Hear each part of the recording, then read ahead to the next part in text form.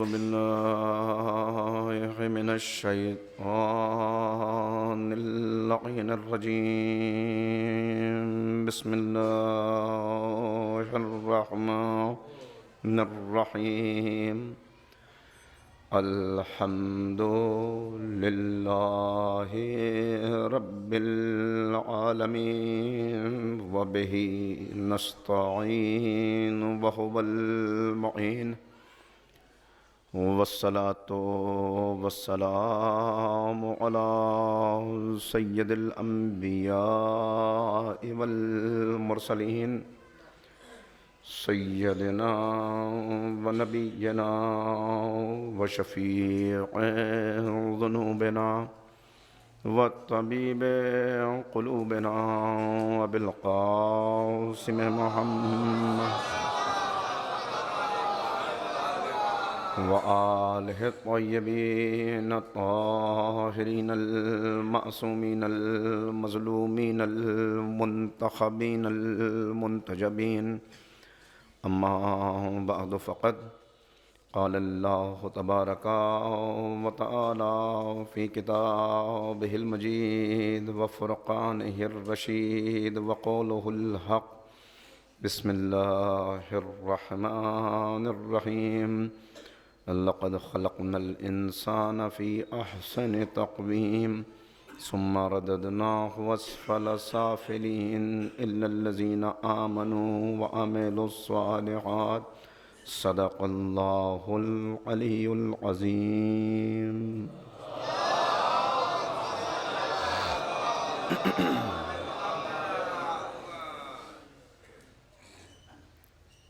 عزاداران شہزادی کونین، اس خمسہ مجالس کی آج یہ آخری تقریر ہے۔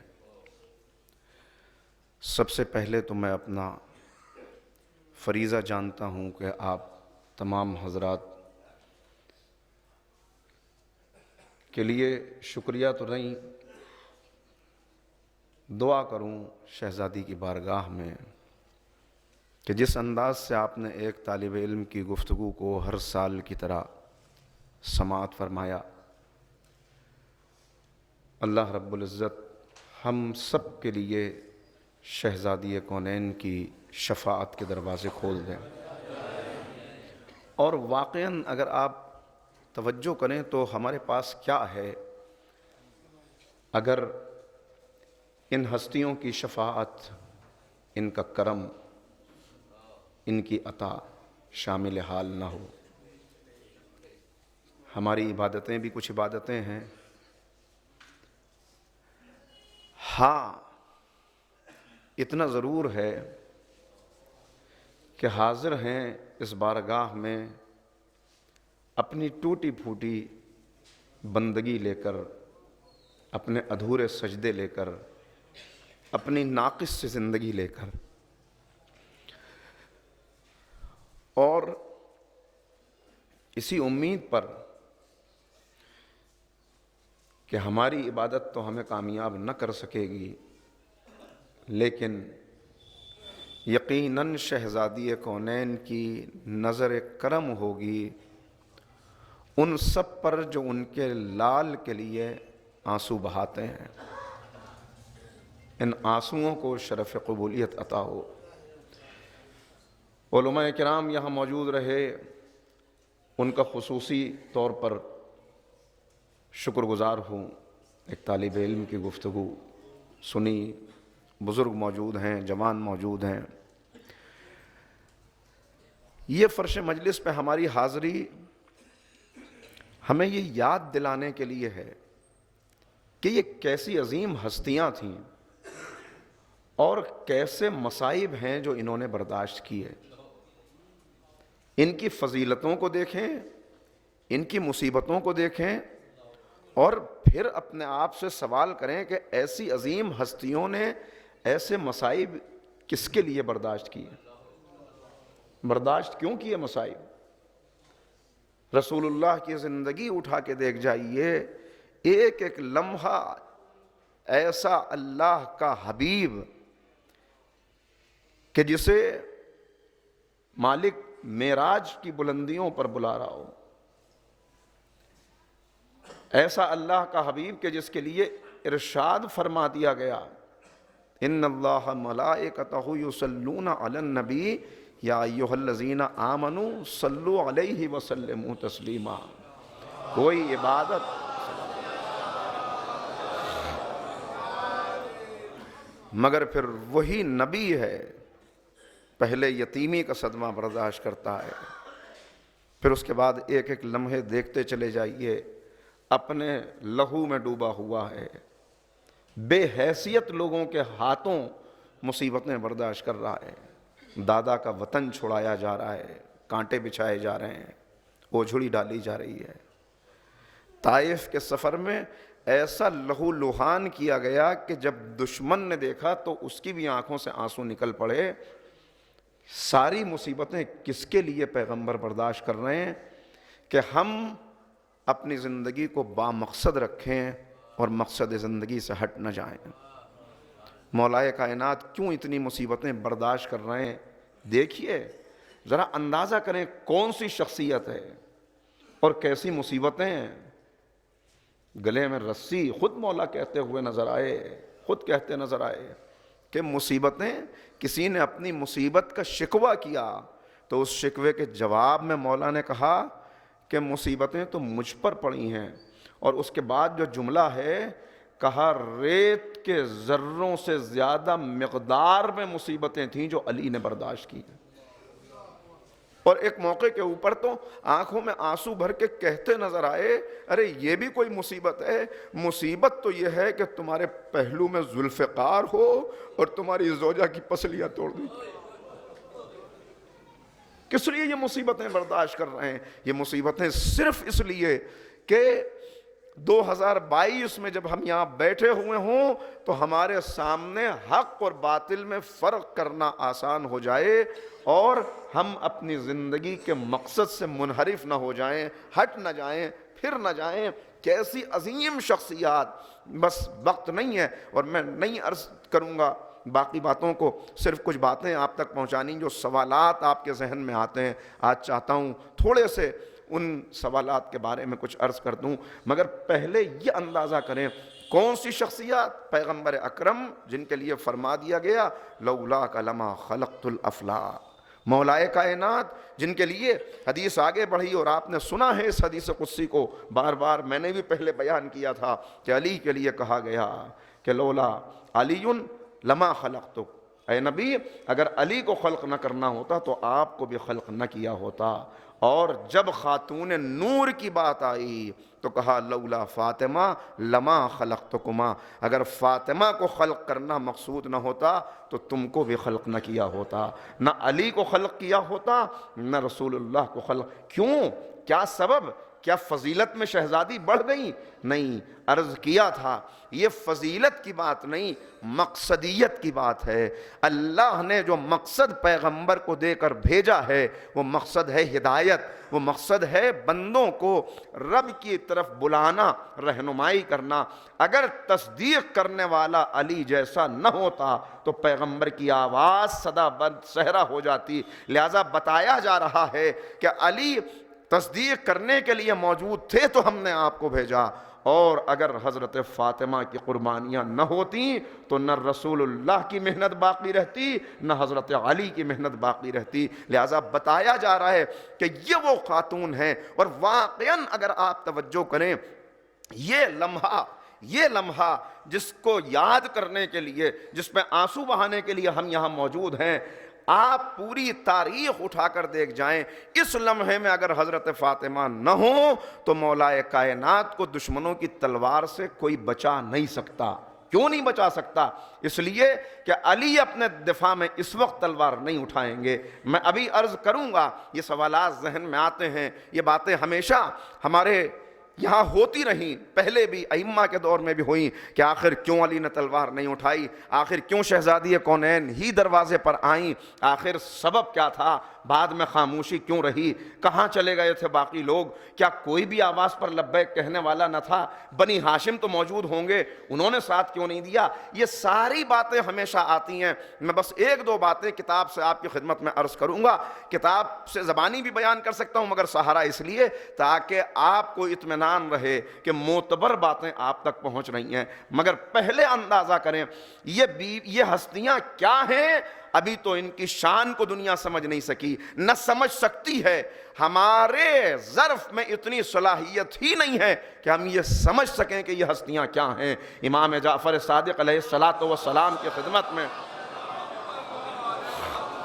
آنے والا امام کی خدمت میں آ کر سوال کر رہا ہے، اور کون آ کر کہہ رہا ہے؟ امام روایت کر رہے ہیں، چھٹے امام کس سے؟ پانچویں امام سے۔ اور کس انداز سے؟ کہ ایک دن جابر ابن عبداللہ انصاری کہا وہ میرے بابا کی خدمت میں حاضر ہوئے اور کہا کہ اے میرے آقا، اے مولا، کوئی ایسی بات بتائیے کہ جو میں آپ کے شیعوں کے درمیان بیان کروں تو ان کے دل ٹھنڈے ہو جائیں، ان کے دل ٹھنڈے ہو جائیں۔ امام نے سنا۔ اب امام بیان کرتے ہیں کہ اس وقت میرے بابا نے یہ روایت بیان کی اپنے جد سے، انہوں نے اپنے جد سے، اور سلسلہ پہنچا رسول اللہ تک کہ پیغمبر اکرم نے فرمایا کہ محشر کا میدان جب ہوگا، تمام انبیاء موجود ہوں گے اور ان تمام انبیاء کے ممبر لگے ہوئے ہوں گے، نورانی ممبر کا۔ اس وقت ایک سب سے بلند ممبر ہوگا جو میرے لیے ہوگا۔ خالق کائنات حکم دے گا کہ اے نبیوں کے سردار، اے میرے حبیب، آج آپ ممبر پہ تشریف لے جائیں اور خطبہ دیں۔ کہ میں خطبہ دوں گا، ایسا خطبہ کہ جیسا خطبہ کسی نبی نے کبھی نہ دیا ہوگا۔ کہ پھر اوصیاء کے ممبر لگیں گے اور ان میں سب سے بلند ممبر میرے بھائی علی ابن ابی طالب کا ممبر ہوگا، وصی رسول خدا کا ممبر ہوگا۔ کہ اس وقت حکم دیا جائے گا اے علی ممبر پہ آؤ، علی ممبر پہ آ کے خطبہ دیں گے، ایسا خطبہ کہ ایسا خطبہ کسی نبی کے وصی نے نہ دیا ہوگا۔ کہ پھر اولاد انبیاء کے لیے ممبر لگیں گے اور میری آنکھوں کی ٹھنڈک، میرے دل کے چین، حسن اور حسین ان ممبروں پر جو ان میں سب سے ممتاز ہوں گے ان پر جائیں گے اور ایسے خطبے دیں گے کہ اولاد انبیاء میں کبھی کسی نے ایسا خطبہ نہ دیا ہوگا۔ کہ پھر آواز قدرت آئے گی کہ کہاں ہے مریم، کہاں ہے آسیہ، کہاں ہے خدیجہ، کہاں ہے فاطمہ زہرا۔ کا بیویاں اٹھیں گی اور اس وقت اللہ سوال کرے گا تمام اہل محشر سے، بتاؤ آج بزرگی کس کے لیے ہے، آج بزرگی کس کے لیے ہے؟ سب جواب دیں گے کہ آج بزرگی تیرے لیے ہے، اے معبود بزرگی تیرے لیے ہے۔ کہا دیکھو بزرگی میرے لیے ہے تو میں تمہیں ان ہستیوں کی بزرگی دکھاتا ہوں۔ آج میں تمہیں محمد مصطفیٰ، علی مرتضیٰ، فاطمہ زہرا، حسن مجتبیٰ اور حسین کی تمہیں بزرگی دکھاتا ہوں۔ اور اس وقت کہا معصوم فرما رہے ہیں کہ اس وقت حکم ہوگا جبرائیل کو کہ ایک ناقہ لے کر آؤ۔ کہ ایک ناقہ لایا جائے گا جس ناقے کی مہار موتیوں کی ہوگی، وہ ناقہ جو نور کا ناقہ ہوگا، جس کے اوپر ایک بلند پالان رکھا ہوا ہوگا۔ 1,00,000 ملائکہ دائیں جانب ہوں گے، 1,00,000 ملائکہ بائیں جانب ہوں گے۔ کہ ملائکہ اس ناقے کو اپنے پروں کے اوپر لے کے چلیں گے اور اس ناقے کے اوپر خاتون جنت حضرت فاطمہ زہرا تشریف لے جائیں گے۔ اس ناقے پہ بی بی تشریف لے جائیں گی اور پھر میں کہوں گا کہ فاطمہ جنت کی طرف بڑھو، جنت تمہاری مشتاق ہے۔ کہا فاطمہ ان ہستیوں کے ہجوم میں، اب الگ الگ روایات ہیں، یہ کہیں یہ کہ اس ناقے کی مہار مولائے کائنات پکڑے ہوں گے، مگر جو روایت میں سنا رہا ہوں اس میں ملائکہ کے ہجوم میں بی بی چلیں گی، در جنت تک پہنچیں گی، اب سلام کیجیے گا، اب سلام کیجیے گا۔ جب در جنت پہ فاطمہ پہنچ جائیں گی تو فاطمہ رک جائیں گی، بی بی ٹھہر جائیں گی، دائیں جانب نظر کریں گی، بائیں جانب نظر کریں گی۔ ایک مرتبہ آواز آئے گی، اے میری کنیز کیا چاہتی ہو؟ کہا معبود میں چاہتی ہوں کہ دیکھوں، آج میں دیکھنا چاہتی ہوں کہ تیرے نزدیک میری قدر و منزلت کیا ہے۔ کہا اچھا تو واپس آ جاؤ، واپس میدان محشر میں آ جاؤ۔ فاطمہ کی سواری واپس آئے گی اور پھر آواز آئے گی، ان میں سے جتنے میدان محشر میں جتنے تمہارے چاہنے والے ہیں، ان سب کو اپنے ساتھ لے کے جنت میں داخل ہو جاؤ، ان سب کو اپنے ساتھ لے لو۔ امام فرماتے ہیں کہ اس کے بعد میری جدہ اپنے چاہنے والوں کو اس طرح چن لیں گی جیسے طائر برے دانوں میں سے اچھے دانوں کو چن لیتا ہے۔ کہا پھر یہ قافلہ چلے گا جنت کی طرف، اور اب جب در جنت پہ پہنچیں گے پھر سواری رکے گی، اور اب یہ چاہنے والے، یہ محبان اہل بیت، یہ شیعیان اہل بیت جن پر ظلم کیا گیا، جو ستائے گئے، جن کو تانے دیے گئے، ہمیشہ ہمیں تاریخ میں تانے دیے جاتے رہے، ہمارے آگ اور خون کا دریا بنایا جاتا رہا، آگ اور خون کے دریاؤں کو عبور کر کے ہم پہنچے، گارا بنا خون کا، قربانیاں دیں، اولادیں ذبح ہوئیں، مگر آج وہ دن ہے کہ اہل محشر دیکھیں گے کیا شان ہے، پھر یہ اپنے دائیں اور بائیں طرف دیکھیں گے تو ایک مرتبہ آواز قدرت آئے گی، اے میرے دوستوں کیا دیکھ رہے ہو؟ ارے یہ بات اس پہ شکر کے جتنے سجدے کریں کم ہے کہ ہمارا مالک ہم کو خطاب کر رہا ہے، اے دوستوں کیا دیکھ رہے ہو؟ کہ معبود ہم دیکھنا چاہتے ہیں کہ تیرے نزدیک ہماری قدر و منزلت کیا ہے۔ کہ آؤ واپس آ جاؤ، تم بھی میدان محشر میں پلٹ آؤ۔ میدان محشر میں پلٹ کے آئیں گے۔ اب سنیے، کہا ان لوگوں میں جو رہ گئے، ان لوگوں میں جو باقی رہ گئے میدان محشر میں، کہا ان میں سے اگر کسی نے فاطمہ کی محبت میں کبھی تمہیں پانی پلایا ہو، کھانا کھلایا ہو، لباس دیا ہو، تو ان کا ہاتھ پکڑو، آج میں فاطمہ کی وجہ سے ان سب کو بھی جنت میں داخل کرتا ہوں۔ یہ رتبہ، یہ شان جس بی بی کی ہو، اللہ اکبر۔ اب سمجھئے کہ کیسی قربانیاں ہیں۔ میں نے عرض کیا کہ کسی کی فضیلت، پھر اس کی مصیبت، اور پھر مصیبت کس کے لیے برداشت کی، اگر ہم اس بات کو سمجھ لیں کبھی قدم بہک نہیں سکتا، کبھی نگاہ بھٹک نہیں سکتی۔ یہ کیسی ہستیاں اور پھر کیسی مصیبتیں کون بیان کر سکتا ہے، کہاں سے الفاظ لائے جا سکتے ہیں؟ ایسی مصیبتیں اس دنیا میں، ہاں چونکہ لوگ ظاہر کو دیکھتے ہیں، لوگ تانے دیا کرتے تھے، تانے ہمیں نہیں دیے جاتے، تانے دیے جاتے تھے۔ شہزادی خود بیان فرما رہی ہیں، اے بابا جب تشریف لائے تم نے علی کو کیسا پایا؟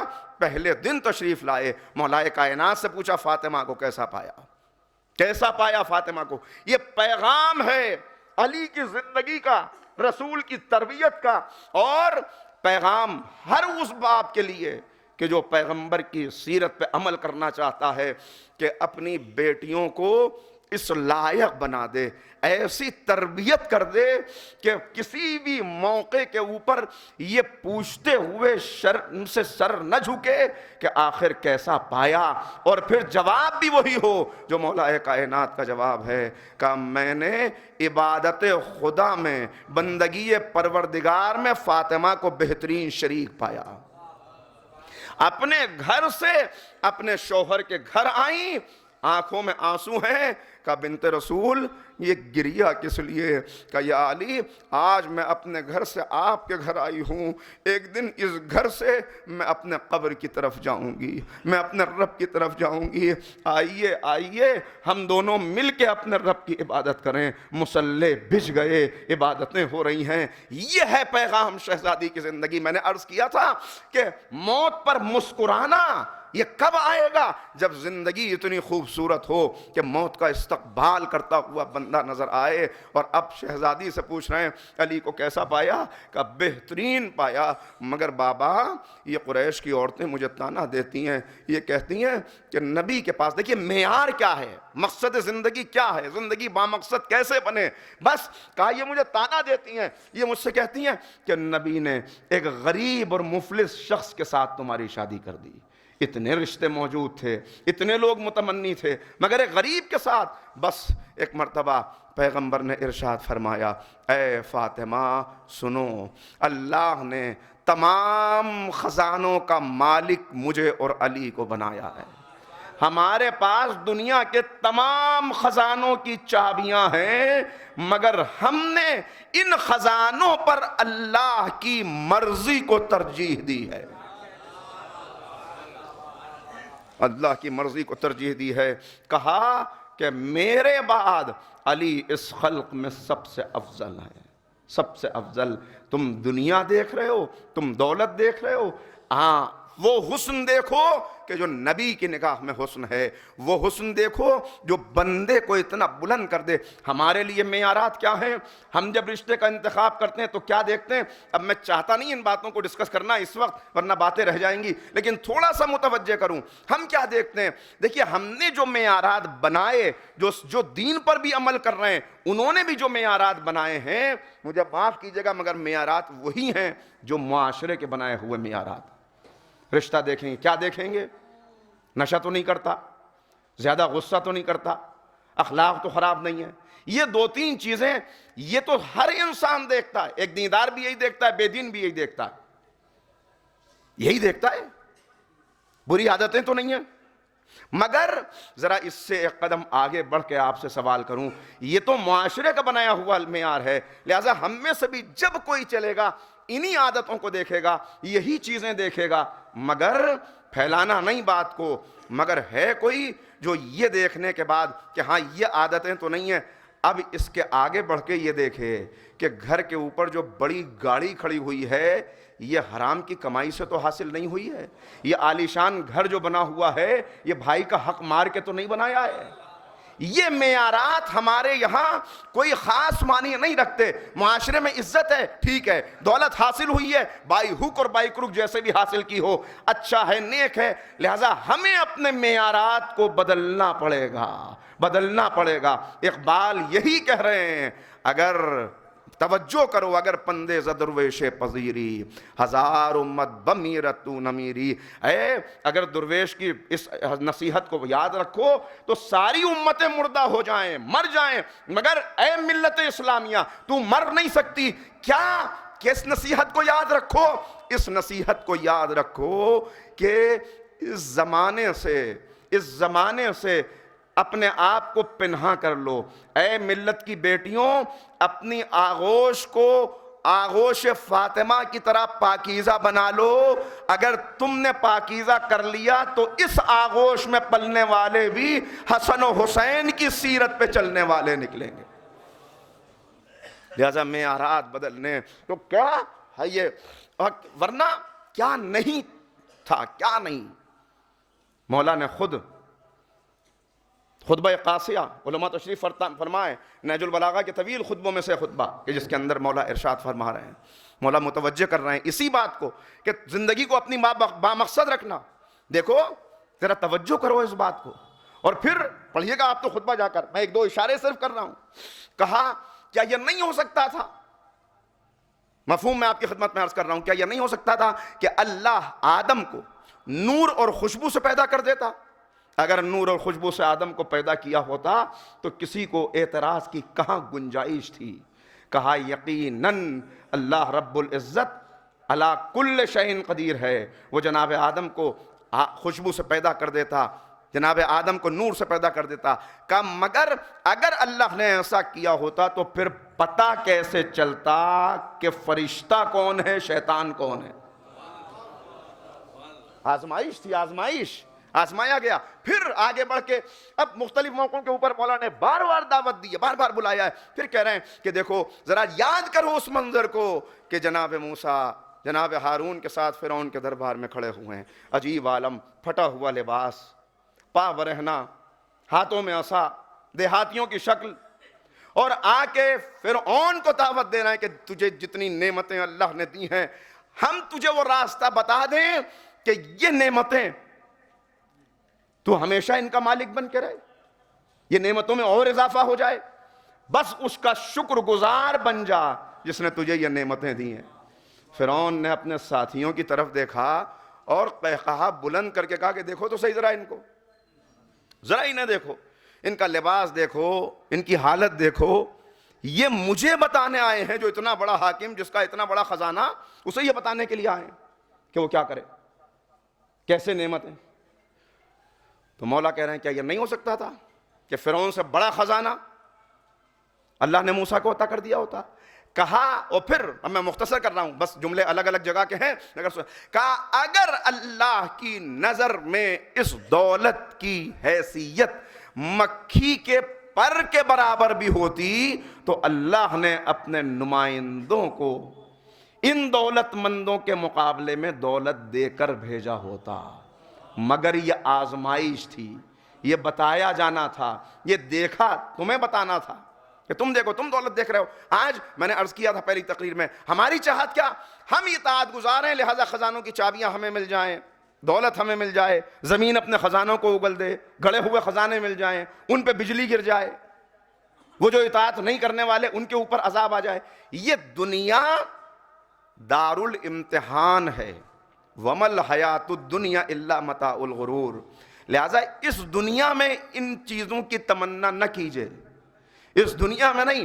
دولت دے دیتا، پھر وہی جو معصوم نے فرمایا، اگر اہل بیت کے چاہنے والوں کو دولت ہی ملتی رہتی اور سب دولت مند ہوتے تو آج کا مورخ لکھ دیتا کہ یہ اہل بیت کے کردار کی وجہ سے ان کے پاس نہیں آئے تھے، یہ دولت کے لالچ میں جمع ہو گئے تھے۔ لہذا کہا خزانے ان کے پاس رہیں گے، دولت ان کے پاس رہے گی، حکومت ان کے پاس رہے گی، طاقت ان کے پاس رہے گی، یہاں جو کہ سوکھی روٹیاں ہوں گی، یہاں معمولی لباس ہوگا، یہاں فاقے ہوں گے، یہاں کیا یہ غریب تھے، یہ غریب تھیں یہ ہستیاں؟ نہیں نہیں، یہ غریب نہیں تھے۔ ابھی بتایا خزانوں کی چابیاں، اور شہزادی کی ایک وصیت میری نظر سے گزری کہ جو خود امام جعفر صادق علیہ السلام نے، امام بیان فرما رہے ہیں اپنے چاہنے والوں سے، کیا تم نہیں چاہتے کہ میں تمہیں اپنی جدہ ماجدہ کی ایک وصیت سناؤں؟ کہا کہ مولا اس سے بہتر کیا ہے، سنائیے۔ اب امام نے وصیت سنائی، اس وصیت میں 9 باغ ہیں جو شہزادی نے وقف کیے، 9 باغ ہیں جو وقف کیے۔ کس لیے وقف کیے؟ کہ ان کی آمدنی سے ہمیشہ یتیموں اور غریبوں کا بھلا ہوتا رہے۔ وصیت امام نے پڑھ کے سنائی، یہ 9 باغ، ان کی آمدنی، ان کو میں نے وقف کیا اور ان کا متولی علی مرتضیٰ کو بنایا۔ ان کے بعد یہ فدق کے علاوہ ہے، یہ فدق کے علاوہ ہے، کہا کہ ان کے بعد ان کے متولی حسن ہوں گے، پھر حسین ہوں گے، پھر نسل حسین میں جو آنے والے ائمہ ہیں وہ ان کے وارث ہوں گے۔ تو ایسا نہیں کہ دولت نہیں تھی، مولا کائنات نے اپنے زور بازو سے جتنی دولت کمائی ہے، پورا علاقہ کہ جہاں واقعہ کربلا کے بعد چوتھے امام نے آ کر اس وقت پناہ لی کہ جب مدینے کے اوپر دوبارہ حملہ ہوا، وہ سارا علاقہ کس کا تھا؟ مولا کائنات کا۔ کیسے حاصل کیا تھا؟ وہ زمینیں جو بنجر پڑی ہوئی تھیں، یہودیوں کی زمینیں، بڑی زمینیں، ان سے معاہدہ تھا مولا سے، اگر آپ ان زمینوں کو قابل زراعت بنا دیں، اگر آپ ان زمینوں کو اس لائق بنا دیں کہ فصلیں اگنے لگیں، آدھی زمینیں آپ کی، آدھی ہماری۔ مگر بھائی اتنا دیکھیے، اہل بیت کی زندگی دیکھیے، اہل بیت کی زندگی، دولت آتی رہی جاتی رہی، اتنی دولت رہی، اتنا خزانہ رہا دنیا میں، ایسا نہیں، مگر عالم کیا ان کی زندگی میں کوئی فرق آیا؟ یہ دولت کہاں جا رہی تھی؟ یہ دولت کن پر خرچ ہو رہی تھی؟ وہ جناب خدیجہ کی دولت تھی جس کا ذکر کیا، یہ ائمہ کی دولت تھی، ائمہ کی دولت، یہ ہمیشہ لگتی رہی، کن پر لگتی رہی؟ معاشرے کے غریب طبقوں پر۔ دولت تو جب ذرا دیکھیے گا جب خیبر فتح ہوا ہے، فتح خیبر کے بعد یہ فقرے میں نے اپنی آنکھوں سے دیکھے کہ عالم یہ تھا دولت کا، جو دولت ملی ہے، جو مال غنیمت تقسیم ہوا ہے، یعنی یہ فقرے میں نے دیکھے کہ وہ لوگ جنہیں معاشرے میں کوئی جانتا نہ تھا، جن کے پاس اپنا گھر نہ تھا، جن کے سروں پہ چھپر نہ تھا، جو کھجور کی چھال چبا کر اپنی زندگی گزارا کرتے تھے، اتنا ملا خیبر فتح ہونے کے بعد کہ معاشرے کے اندر ان کی ایک حیثیت ہو گئی۔ یہ بھی ایک موضوع ہے، کبھی عرض کروں گا کہ کس کے پاس کتنی دولت تھی، کس نے کیسے جمع کی، کہاں سے کہاں گئی، کدھر سے کدھر، لیکن یہ دولت جس کی شجاعت سے، جس کے پسینے کے بہنے سے یہ دولت حاصل ہوئی ہے، وہ جس کی تلوار کے صدقے میں یہ مال غنیمت ملا ہے، وہ جب گھر آتا ہے تو سر جھکا ہوا ہے۔ ایک مرتبہ آگے بڑھ کے شہزادی نے پوچھا، یا علی آج تو سب کو بڑا مال غنیمت ملا، آپ کو کچھ نہیں ملا؟ سر جھکا کے کہا، اے بی بی مجھے بھی ملا تھا، مگر راستے میں کچھ یتیم بچے مل گئے، کچھ بیوہ عورتیں مل گئیں، میں وہ سب ان کو دے کر آ گیا۔ ذرا غور کیجئے گا، جس گھر میں فاقے ہو رہے ہوں، جس گھر میں چکی چلائی جاتی ہو تو 2 وقت میں سے 1 وقت کا کھانا ملتا ہو، کبھی چادر گروی رکھی جا رہی ہے، ارے نہیں، کتنے موقع ملیں گے، سلمان فارسی رو رہے ہیں۔ کہا کہ سلمان کیوں رو رہے ہو؟ کہا اے شہزادی، قیصر و کسریٰ کی شہزادیاں وہ تو سونے اور چاندی کے لباس پہنے، اور کائنات کے نبی کی بیٹی کی چادر پر اتنے پیوند ہیں۔ رسول اللہ جب تشریف لائے کہا کہ بابا سلمان یہ بات کہہ رہے تھے، سلمان یہ کہہ کر رو رہے تھے، اور اس کے بعد ایک جملہ کہا پیغمبر اکرم نے، اب وہ بس کیا کروں، وقت نہیں، بس اتنا کہا، یہ بات بیان کرنے کے بعد اتنا کہا کہ سلمان نے چادر تو دیکھی، چادر کے اندر پیوند تو دیکھے، مگر پچھلے کئی سالوں سے بس ایک ہی چمڑے کی چٹائی ہے جس میں دن میں اونٹوں کو چارہ ڈال دیتی ہوں اور رات میں وہی ہمارا بستر ہوتا ہے۔ چکیاں چلائی جا رہی ہیں۔ اسی لیے میں نے شعر سنایا تھا شاید اقبال کا، کہ اقبال کہتے ہیں، کنویں میں تم نے یوسف کو اگر دیکھا تو کیا دیکھا، کنویں میں تو نے یوسف کو اگر دیکھا تو کیا دیکھا، ارے ناداں جو مطلق تھا مقید کر دیا تو نے۔ تجھے کنویں کا یوسف نظر آ رہا ہے، کنویں کے یوسف کو دیکھ کر تو نے یہ سمجھ لیا قیدی ہے، مجبور ہے، زمانے کا ستایا ہوا ہے، غلام بن کے بکنے والا ہے، مگر یوسف کی زندگی کو صرف کنویں تک نہ دیکھنا، آگے بڑھ کے کنویں سے عزیز مصر بننے تک دیکھنا، تب پتہ چلے گا کہ جو اطاعت خدا میں قدم بڑھاتے ہیں پھر قید خانے سے حکومت تک کا راستہ 2 قدم کا رہ جاتا ہے، مگر ان کی زندگی جیسے پہلے گزرتی ہے ویسے ہی بعد میں بھی گزرتی ہے، وہی انداز۔ ہاں اتنا سب کچھ ہے، مگر اس کے بعد بھی عالم کیا ہے، زندگی کیسے گزر رہی، کیونکہ رضا الہی، مگر رتبہ کیا ہے، شان کیا ہے، عقل انسانی ابھی پہنچی نہیں اس منزل تک کہ سمجھ سکے کہ ان کا رتبہ، ان کی شان کیا ہے، مگر لوگ سوال کرتے ہیں اور باتیں آتی ہیں، لہذا بس چند باتیں آپ کی خدمت میں عرض کروں۔ ایک مرتبہ صلوات پڑھیں مل کے محمد و آل محمد۔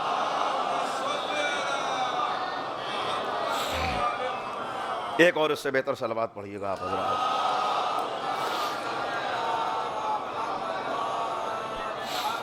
ایک بات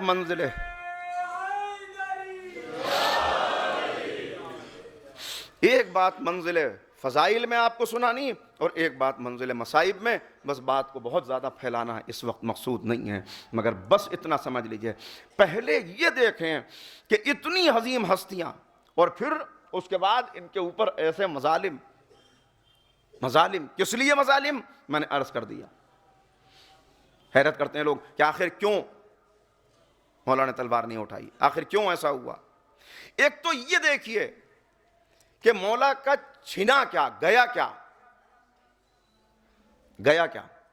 اللہ جب کسی کو منتخب کرتا ہے، اللہ جب کسی نمائندے کو اپنا نمائندہ بناتا ہے تو معیار کیا ہوتا ہے؟ وہ معیار اسی وقت بتا دیا گیا جب ملائکہ نے کہا کہ ہم نحن نسبح و نقدس لک، ہم تیری تسبیح و تقدیس کرتے ہیں، یہ منصب خلافت کا ہی تو ہم کو ملنا چاہیے۔ یعنی ایک طرف یہ دبی ہوئی تمنا تھی کہ نہیں، تو کیا کہا؟ اپنی تسبیح پیش نہ کرو، اپنی عبادت پیش نہ کرو، بلکہ انی اعلم ما لا تعلمون، پہلے تو اسی اعتراض کا کہ جو میں جانتا ہوں وہ تم نہیں جانتے، اور پھر ہم نے جو منتخب کیا کس بنیاد پر؟ وہ امتحان ہوا، ساری باتیں آپ کو معلوم ہے، جناب آدم کو علم دیا گیا، علم کی بنیاد پر پوچھا گیا، انہوں نے ان انوار کو پہچان لیا، یعنی پہلے ہی دن یہ واضح کر دیا کہ ہم جب کسی کو منصب دیتے ہیں تو علم کی بنیاد پر دیتے ہیں، علم کی بنیاد پر۔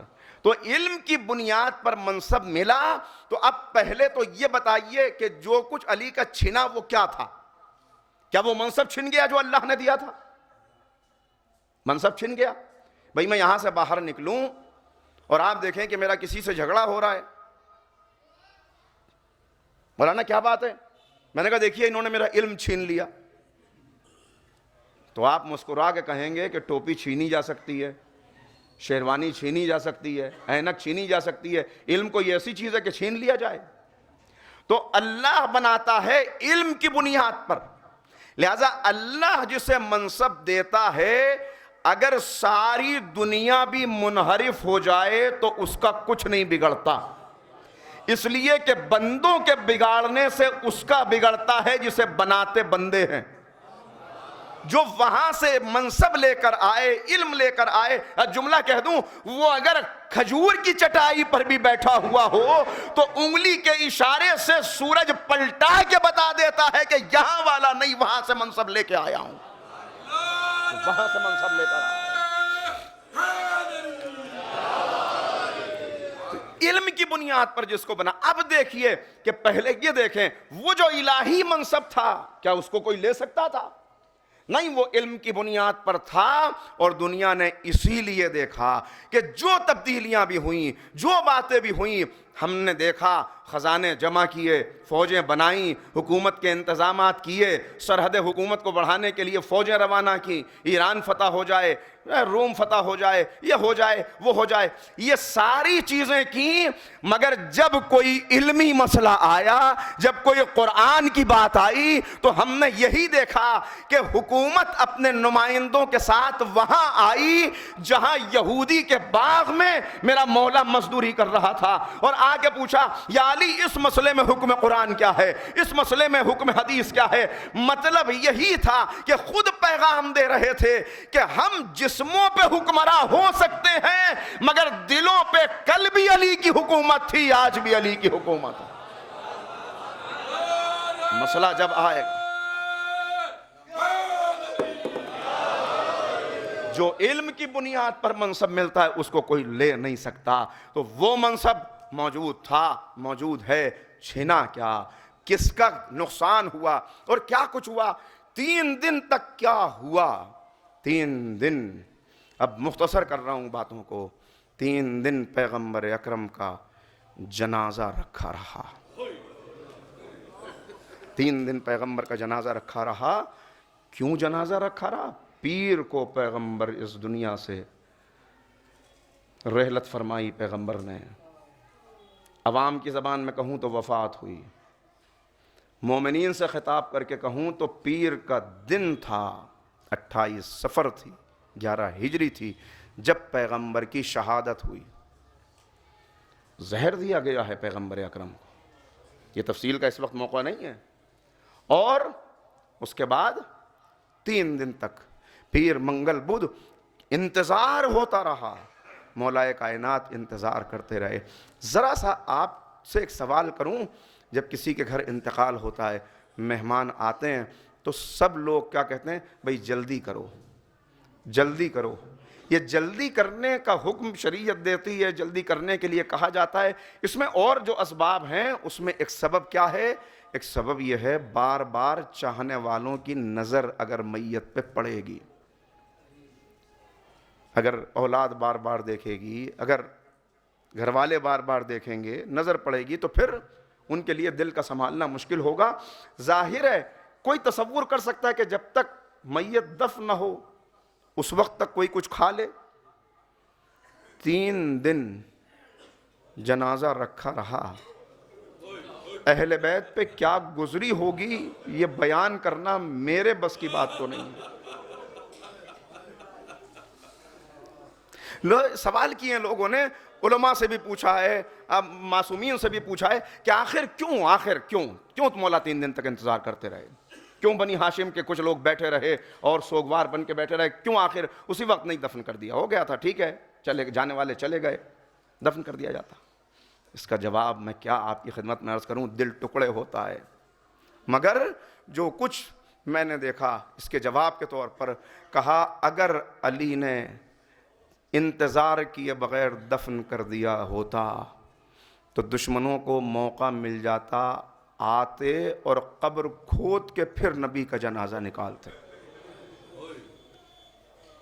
ہم تو آ ہی رہے تھے، آپ نے انتظار ہی نہیں کیا، وہ سب کے رسول تھے، آپ کو کیا حق تھا کہ آپ پہلے دفن کر دیتے؟ پیغمبر کو اس بے حرمتی، آپ کہیں گے ایسا کیسے ہو سکتا ہے؟ شاید فاطمہ کون ہے؟ جزو رسالت۔ اسی لیے امام حسن و حسین نے جو مرثیہ پڑھا ہے، مصائب تو سارے ہمارے پاس سامنے آ ہی نہیں پاتے، مختصر وقت ہوتا ہے، اس مرثیے میں کہا کہ آج رسول مکمل طور پہ ہم سے جدا ہو گئے۔ اماں آپ چلی گئی، آج رسول مکمل طور پہ ہم سے جدا ہو گئے، آج نانا ہم سے جدا ہو گئے۔ اماں جب آپ نانا کی خدمت میں پہنچیں تو ہمارا سلام کہیے گا، اور اتنا کہیے گا کہ آج ہم یتیم ہو گئے۔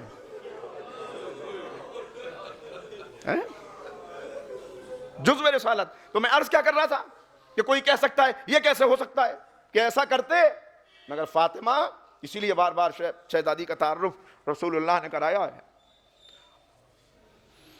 گزری رات خبر ہوئی کہ شہزادی نے انتقال کیا، آنے والے جناب سلمان نے کہہ دیا تم اپنے گھروں کو چلے جاؤ، تم کو اطلاع کر دی جائے گی۔ رات کی تاریکی میں رسول کی بیٹی کو سپرد خاک کر دیا گیا۔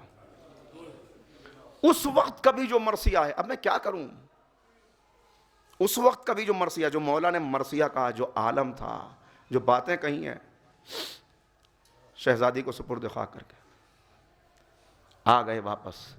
اگلے دن پتہ چلا، آنے والے آئے، جو باتیں کہیں، جو اعتراضات کیے، ان میں پہلا یہ تھا کہ یا علی، آپ نے اس وقت بھی رسول کے غسل و کفن میں ہم کو شریک نہیں کیا۔ پہلا اعتراض، یا علی، آپ نے اس وقت رسول کے غسل و کفن میں ہم کو شریک نہیں کیا۔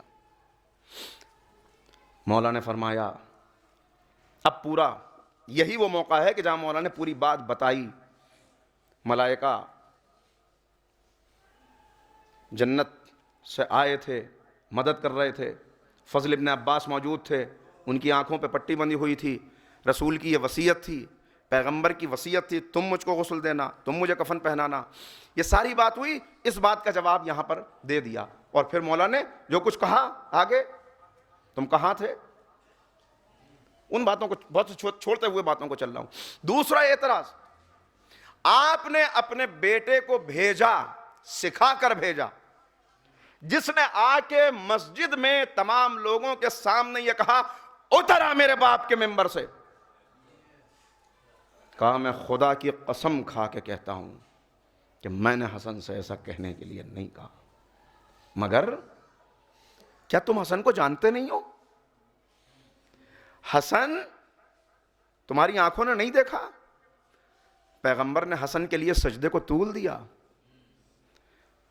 پیغمبر نماز پڑھتے تھے اور حسن امام حسین کے لیے تو ہے ہی، امام حسن کے لیے بھی کہا کہ جب پشت پر چلے جاتے تھے پیغمبر سجدے سے سر اٹھاتے تھے تو اپنا ایک ہاتھ رکھ لیتے تھے کہ کہیں حسن گر نہ جائیں. حسن کے لیے خطبے کو طول دیتے تھے.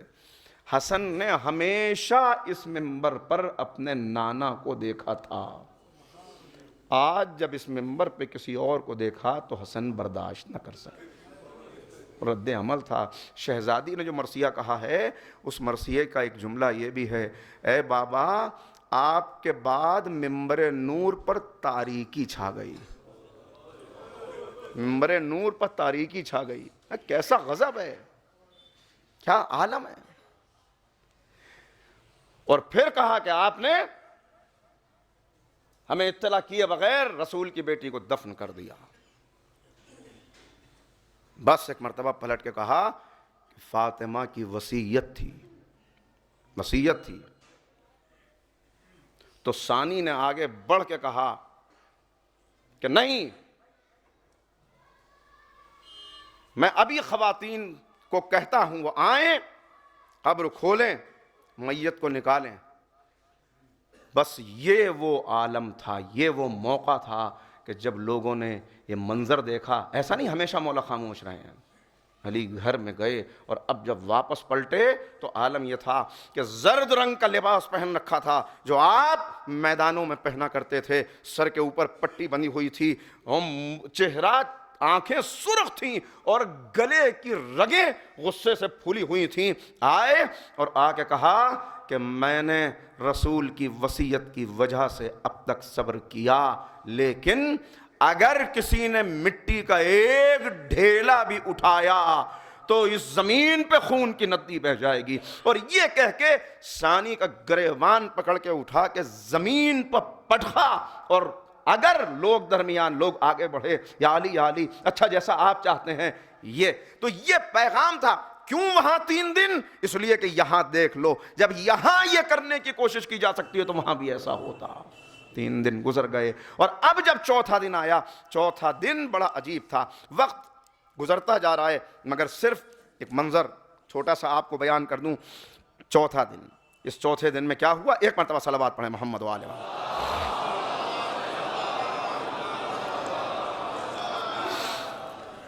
چوتھا دن وہ تھا کہ مولا کائنات کے 12 اصحاب، جن میں 6 مہاجر ہیں، 6 انصار ہیں. خالد بن سعید، سلمان فارسی، ابو ذر غفاری، مقداد بن اسود، عمار بن یاسر، بریدہ اسلمی، ابو الہیثم، سہل بن حنیف، عثمان بن حنیف، خزیمہ بن ثابت، ابی بن کعب اور ابو ایوب انصاری. یہ آئے مولا کی خدمت میں آ کے کہا مولا اجازت دیجئے، اجازت دیجئے، ہم جائیں غدیر کے حوالے دیں گے، گفتگو ہوگی. تو امام نے جو جواب دیا وہ جملہ یہ ہے، کہا یاد رکھو امت اپنے پیغمبر کے فرمان کو ترک کرنے پر اجماع کر چکی ہے.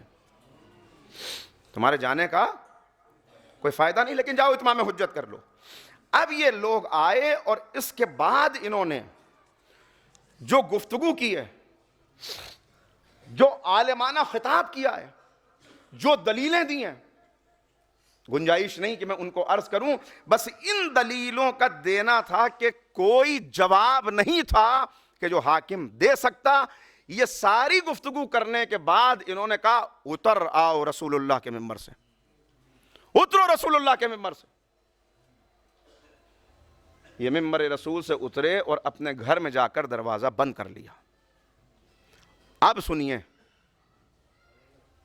مولا اپنا مرثیہ خود بیان کرتے نظر آتے ہیں. 1-2 جگہ نہیں، نہج البلاغہ میں، نہج البلاغہ کے علاوہ جو خطبات ہیں امیر المومنین کے، انہیں آپ اٹھائیں تو اب مولا پہلا شکوہ جناب ابن عباس بیان کرتے ہیں کہ شام سے مولا کے ایک چاہنے والے نے خط لکھا اور اس خط کے اندر لکھا کہ مولا، بہت سا طویل خط تھا، اس میں ایک پیغام یہ تھا کہ یہاں آپ کے خلاف لوگوں کو یہ کہہ کر جمع کیا جا رہا ہے. اب وہ باتیں تھیں جو باتیں ان لوگوں نے کہیں، ان میں ایک بات یہ تھی کہ علی نے رسول کے اصحاب کو قتل کرنے کا ارادہ کر لیا ہے، نعوذ باللہ، لہٰذا ان کو میدان میں لے کر آ گئے۔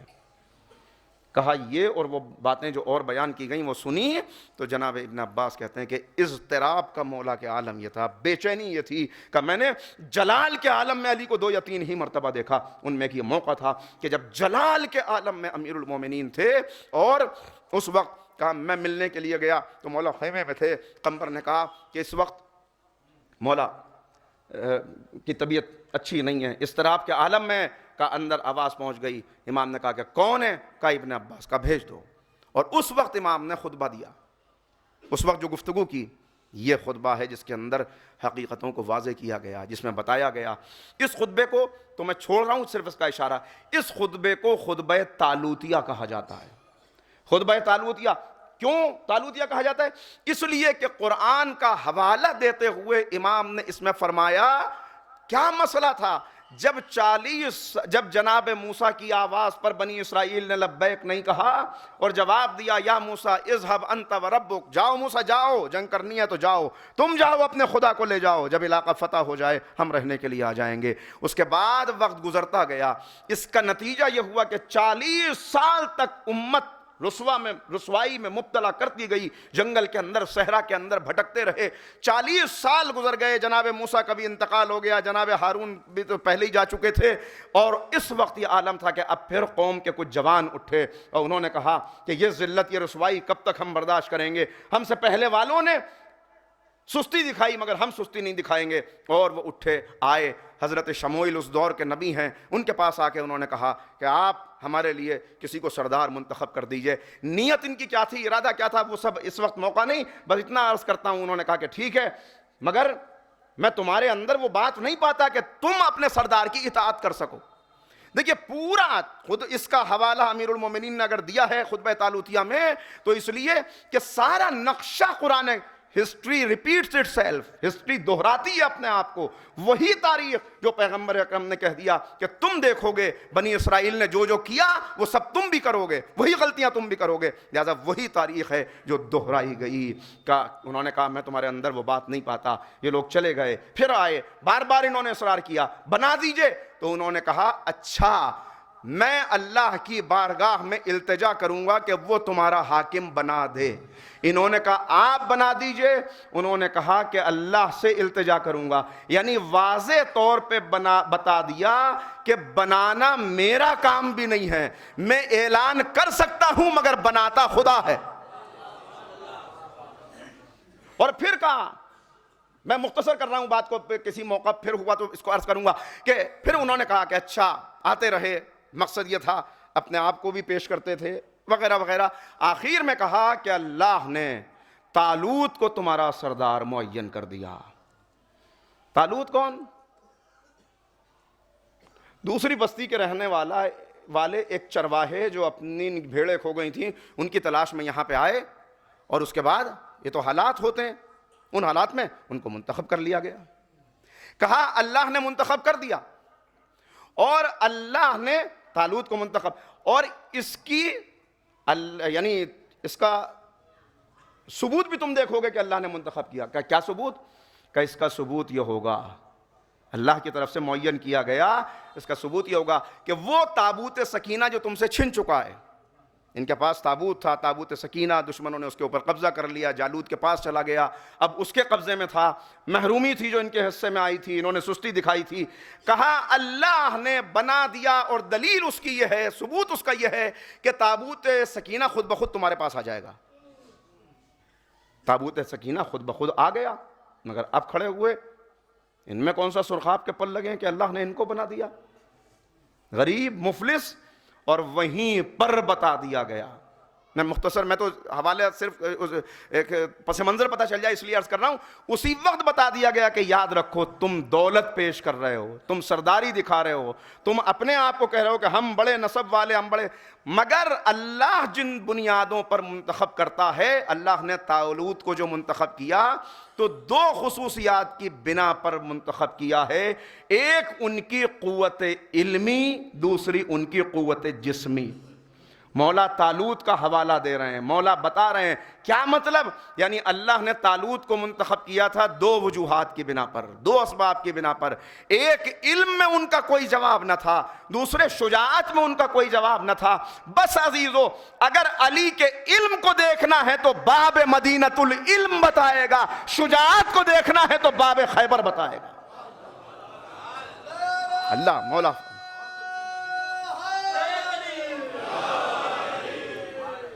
تو اب جو کشمکش ہوئی، کہا کہ جاؤ تم جا کر، وہ بات یہ درمیان میں آ گئی تو میں نے عرض کر دیا، تو اس وقت کہا کہ اچھا چلے جاؤ۔ یہ آئے اور انہوں نے آنے کے بعد اب جو دلیلیں دیں، اب جو عالمانہ گفتگو کی، اب جو غدیر کے حوالے دیے، تو ان کو جانا پڑا اور جا کر اپنے گھر میں دروازہ بند کر لیا۔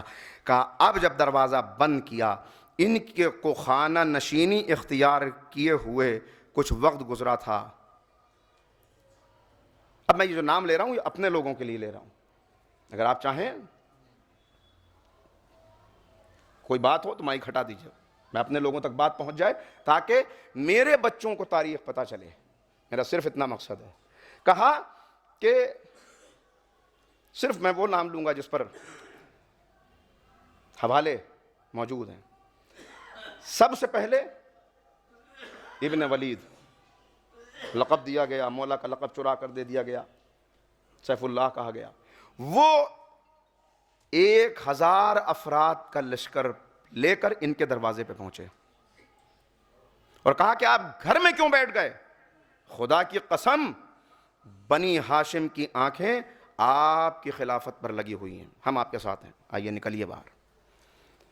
اس کے بعد سالم بن ابو حذیفہ، سالم جو ابو حذیفہ کا غلام تھا آزاد کیا ہوا، وہ 1000 افراد کا لشکر لے کر آ گیا۔ معاذ 1000 کا لشکر لے کر آ گیا۔ اس طرح 3000 کا لشکر دروازے پر جمع ہو گیا اور کہا کہ نکلیے۔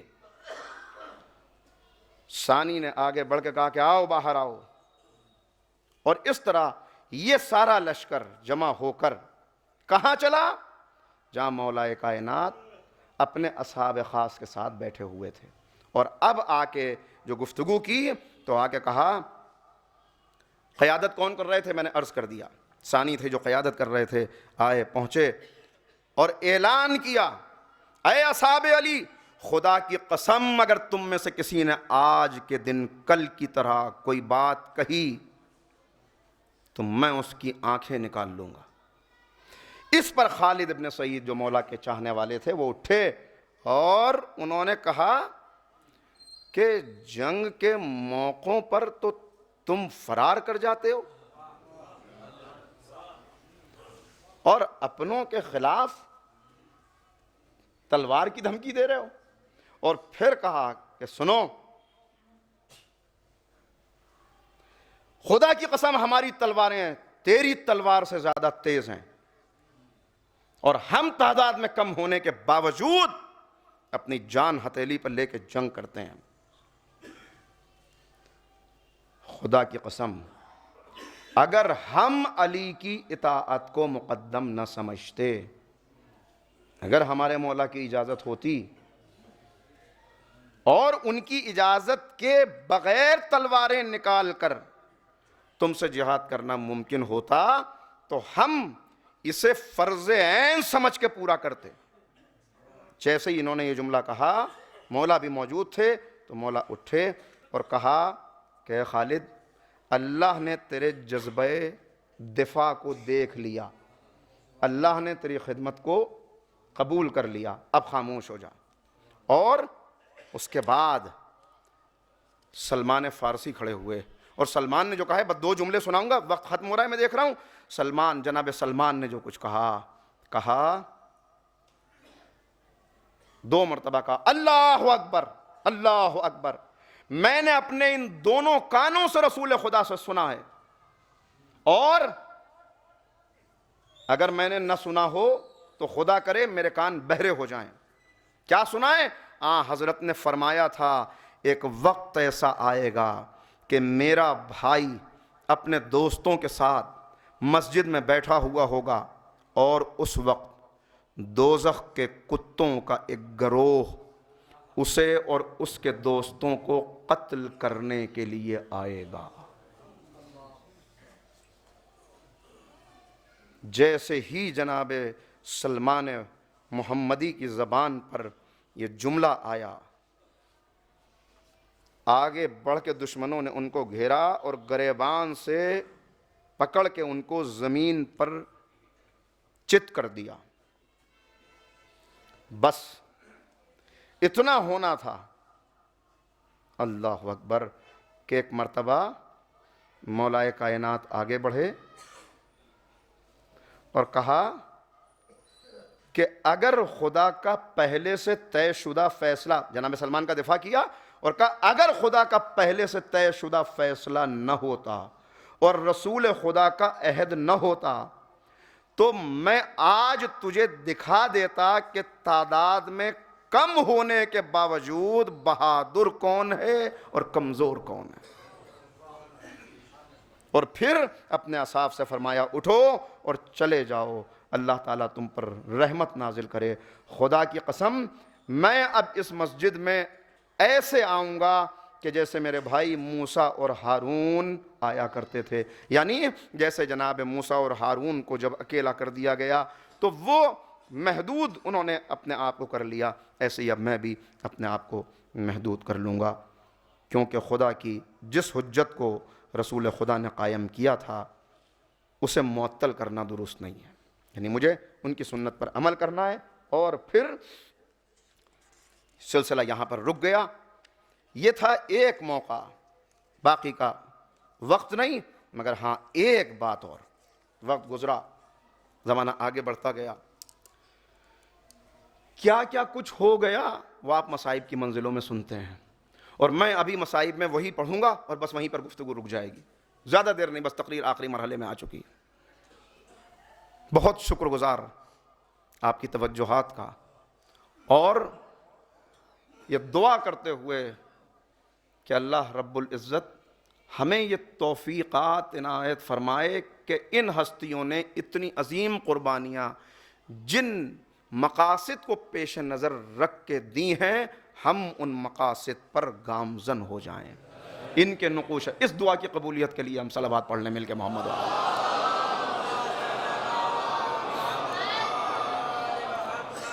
اس خطبے میں ارشاد فرمایا، بعد میں خطبہ شقشقیہ آپ کے پیش نظر ہے، وہ بعد کا زمانہ ہے، جو کچھ مولا نے ارشاد فرمایا اور جو شکوہ مولا نے کیا ہے، ان سب میں جو شکوہ نے کہا کہ اب یہ وقت آ گیا، پہلا شکوہ تو یہی تھا مولا کا کہ اب یہ وقت آ گیا کہ میرا نام فلاں کے ساتھ لیا جا رہا ہے۔ افسوس تھا، بہت صدمہ تھا اس بات کا، اور اسی لیے مولا نے ٹوٹے ہوئے دل سے وہ جملے کہے، اگر میرا بس چلے، یہ یعنی بعد کے زمانے میں، اس وقت تو ہے ہی محدود 12 افراد۔ یہ ایک اور روایت جس کو سنانے کا موقع نہیں، اشارہ کر دوں، پھر کچھ آنے والے آئے، کہا مولا اٹھیے، تو امام ان کو لے کر صحرا میں گئے اور کہا یہاں بھیڑ گنو کتنی ہیں، بھیڑ بکریاں موجود تھیں، لوگوں نے دیکھا، کہا مولا 30 ہیں، کہا اگر 30 ان بھیڑوں کی تعداد کے برابر بھی ایسے لوگ میرے ساتھ ہوتے جیسے مجھے چاہیے، میں نے قیام کر لیا ہوتا۔ آنے والے مولا کی خدمت میں آئے چھٹے امام جعفر صادق علیہ السلام کی، اور آگے کہا، یہ میں کوشش کر رہا ہوں کہ وہ سوالات جو آپ کو بار بار پیش آتے ہیں ان کو وہ آ جائیں۔ کہا آ کے کہ ٹھیک ہے، حالات ایسے تھے، زمانہ ایسا تھا، مگر بنی ہاشم تو موجود تھے، بنی ہاشم تو موجود تھے، وہ اٹھ جاتے نصرت کے لیے۔ تو امام نے کہا کہ بنی ہاشم کی ساری طاقت جناب حمزہ اور جناب جعفر طیار کی شہادت کے بعد ختم ہو چکی تھی، اور پھر کہا کہ اگر اس موقع کے اوپر حمزہ اور جعفر زندہ ہوتے تو یہ دونوں اپنے مقصد میں ہرگز کامیاب نہ ہو پاتے۔ اسی لیے مولا نے یاد کیا ہے جناب حمزہ، آپ اندازہ لگائیں، جناب حمزہ، جناب جعفر طیار، یہ کیا شخصیات ہیں۔ مگر اب میں کیا کروں کہ ہمارے پاس عام طور پہ چونکہ وہی موضوعات بار بار آتے رہتے ہیں، لہذا جناب جعفر طیار کی کیا قربانیاں ہیں اس سے بھی ہم بہت کم واقف ہیں۔ مولا نے واضح کر دیا اس بات کو. اور اب پھر وقت گزرا, وقت کا پہیہ آگے بڑھتا رہا, وہ سب کچھ ہو گیا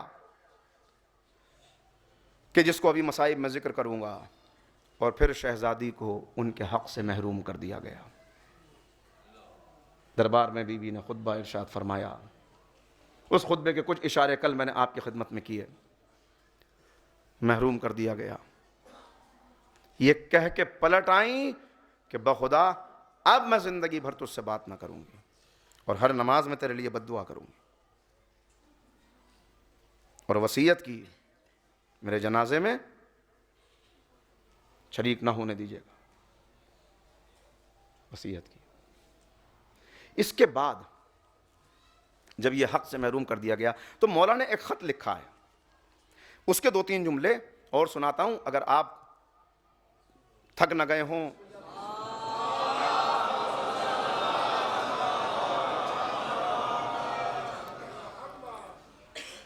اس خط کے بس میں جملے سنا رہا ہوں. یہ خط کس وقت لکھا گیا؟ جب شہزادی آ گئیں, شکوہ کیا, بتایا کہ یا علی دیکھا کیا میں نے عرض کیا تھا کہ مقصد کیا تھا جانے کا؟ مقصد یہ بتانا تھا کہ دیکھو صدیقہ طاہرہ کو کس طرح جھٹلایا جا رہا ہے, دیکھو پہچان لو. نقاب اٹھانا تھا چہروں سے, عمل کرنا تھا پیغمبر کی سیرت پر. اور یہ کہہ کے آئیں تجھے تو اپنے باپ کا ورثہ ملے اور میں اپنے باپ کے ورثے سے محروم رہوں. اور جب حدیث بیان کی گئی آیات کے مقابلے میں تو شہزادی کا جملہ موجود ہے کہ یہ تاریخ میں پہلی جھوٹی حدیث ہے. یہ پہلی جھوٹی حدیث ہے. نانو معاشر الانبیاء لا نورث ولا نورث کا یہ تاریخ میں پہلی جھوٹی حدیث ہے. بی بی نے کہا دربار میں کھڑے ہو کر, اور اس جھوٹی حدیث کی گواہی دی. گواہیاں جنہوں نے دی تھیں ان کے بارے میں بھی عرض کر دوں 2 جملوں میں. جب تیسرا دور خلافت آیا تو رسول کی 2 ازواج تیسرے حاکم کے پاس آئیں اور آ کے کہا کہ ہمیں اتنا ملا کرتا تھا, اتنا ملا کرتا تھا, لہٰذا ہمارا یہ وظیفہ جاری رہنا چاہیے. تو انہوں نے کہا کہ تم اس کی حقدار نہیں تھی, اگر دینے والا تم کو دیتا تھا تو اس کی مرضی, لیکن میں نہیں دوں گا کیونکہ تم اس کی حقدار نہیں تھی. اس پر انہوں نے کہا کہ اچھا اگر یہ نہیں کرتے تو ہمیں رسول کا ورثہ دو, ہمیں رسول کا ورثہ دو. بھائی بیوی کا ورثہ ہے نا, 8واں حصہ, 8ویں میں پھر جتنی بیویاں ہیں سب میں تقسیم ہوگا, تو 7/8 تو شہزادی کا اور 1/8 سب کا. کہا کہ مجھے, تو فوراً کہنے والے نے پلٹ کے کہا کہ اچھا اب ورثہ مانگنے کے لیے آئی ہو, اب ورثہ مانگ رہی ہو, کیا تم وہی نہیں ہو کہ جنہوں نے فاطمہ کے خلاف یہ گواہی دی تھی کہ ہم انبیاء نہ وارث بناتے ہیں نہ وارث چھوڑتے ہیں؟ جب فاطمہ کے لیے ورثہ نہیں تو تم کو کیسے ورثہ مل سکتا ہے؟ ورثہ تم کو کیسے مل جائے گا؟ چن گیا. اب مولا نے اس کے بعد یہ خط لکھا جس کے 2-3 جملے, کہا فتنہ و فساد کی موجوں کو نجات کی کشتیوں سے چیر کر خود کو نکال لے جاؤ, پاک نفوس کی میراث کو ان کی طرف لوٹا دو, جہل و غفلت و حیرت کے احاطے سے باہر نکلو اور نبی کریم کی عطا کردہ جائیداد اس کے اصل وارثوں تک پہنچاؤ. گویا میں یہ منظر اپنی آنکھوں سے صاف دیکھ رہا ہوں, یہ منظر دیکھ رہا ہوں کہ تم کسی بند آنکھ اونٹ کی طرح چکی کے گرد گھوم رہے ہو. خدا کی قسم اگر مجھے اجازت مل جاتی, جس کا تمہیں علم ہے, تو میں تمہارے سروں کی کھیتی کو اس طرح کاٹتا جیسے دناتی سے فصل کاٹی جاتی ہے, تمہارے تمام بہادروں کی کھوپڑیوں کو اڑا کر تمہارے آنکھوں کو نکال لیتا.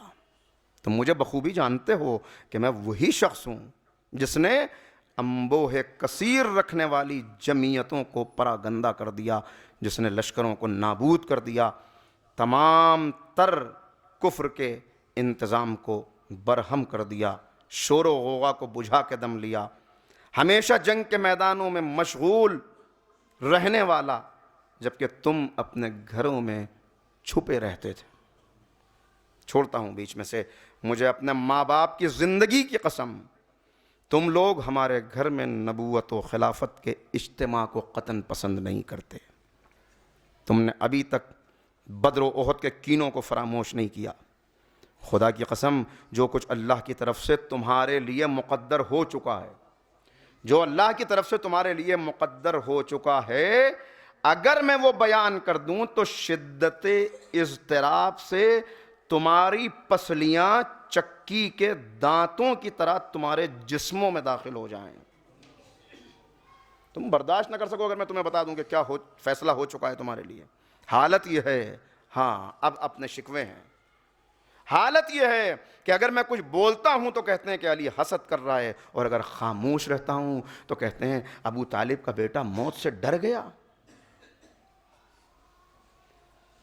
جو شب تاریک میں موت کے سمندر میں کودنے والا رہا ہو، 2 وزنی تلواروں سے جہاد کیا ہو، 2 طویل نیزوں کو اٹھائے رکھتا ہو، جس نے پرچم باطل کو سرنگوں کیا ہو، جس نے پیغمبر کے چہرے سے تکلیفوں کو دور کیا ہو، اس پر یہ الزام۔ یاد رکھو، ابو طالب کا بیٹا موت سے اتنا مانوس ہے جیسا بچہ آغوش مادر سے مانوس ہوتا ہے۔ اور سنو، اب جو کہا نا کہ اگر میں تمہیں بتا دوں کہ تمہارے متعلق کیا نازل کیا جا چکا ہے تو تم پیچ و تاب کھانے لگو، ایسے جیسے گہرے کنویں میں رسیاں لرزتی ہیں، تھر تھراتی ہیں۔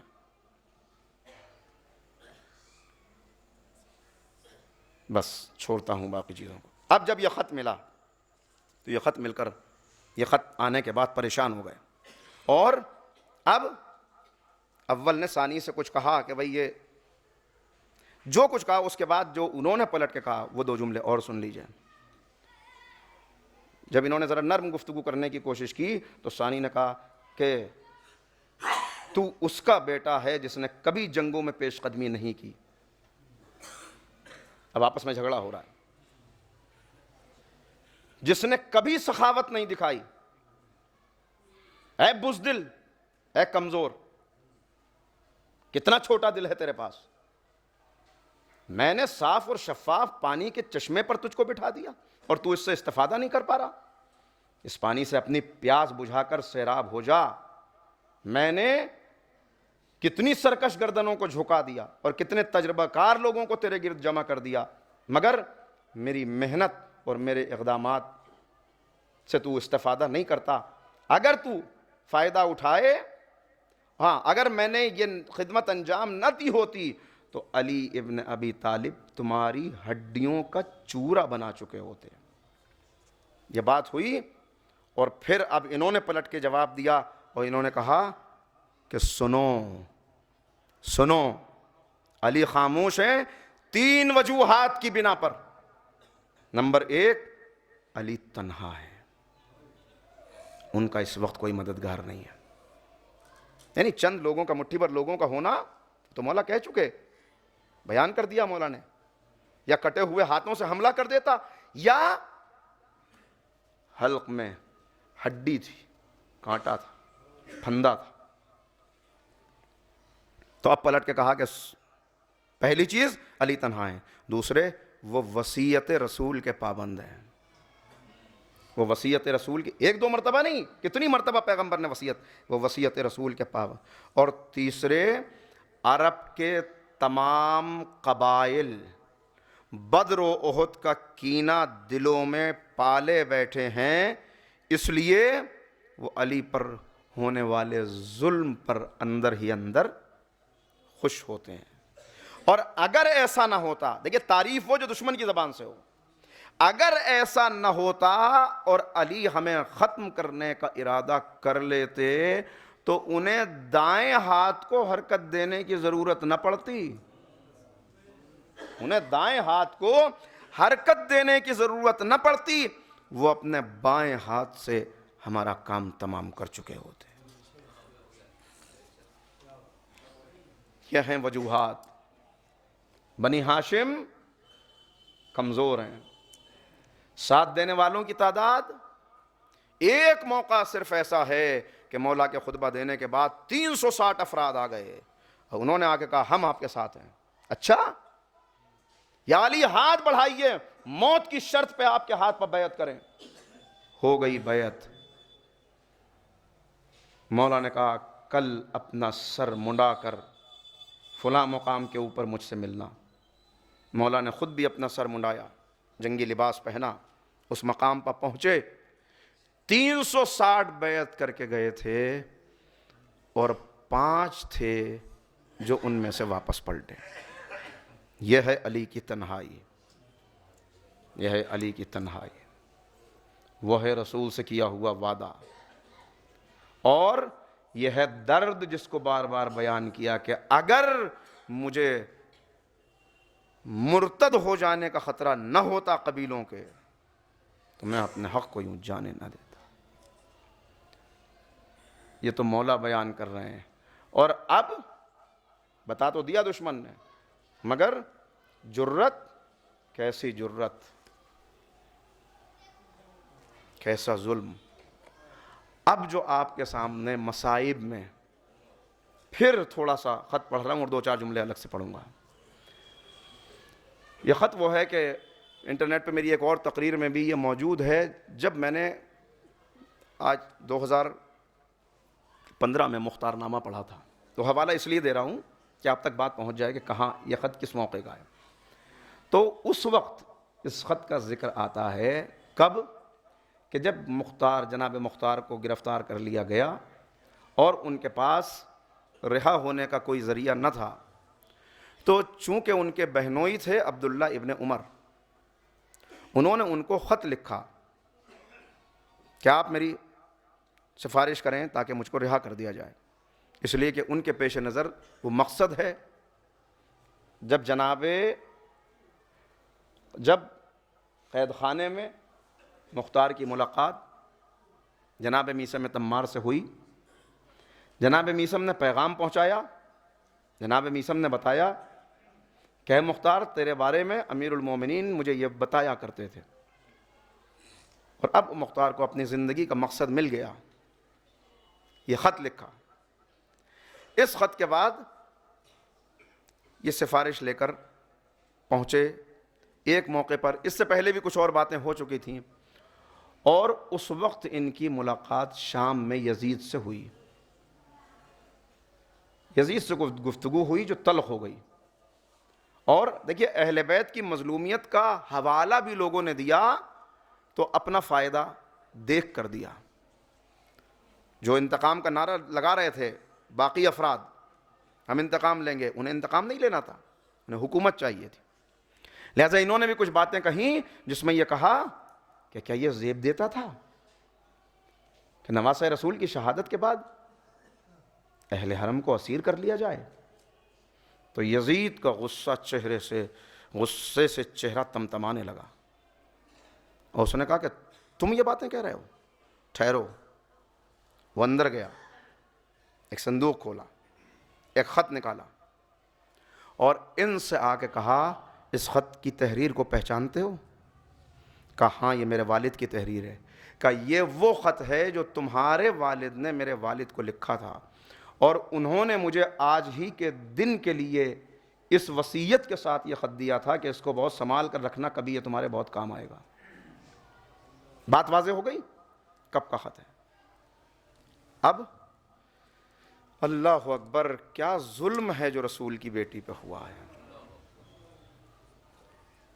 انسان صرف تصور کر لے، کون بی بی میں نے بیان کر دی، اور کیسا ظلم۔ معصومین جب اس ظلم کا تذکرہ کیا کرتے تھے، پتہ نہیں کتنی دیر ہوئی پڑھتے ہوئے، بس 5-7 منٹ میں گفتگو ختم ہو رہی ہے۔ معصومین امام محمد باقر علیہ السلام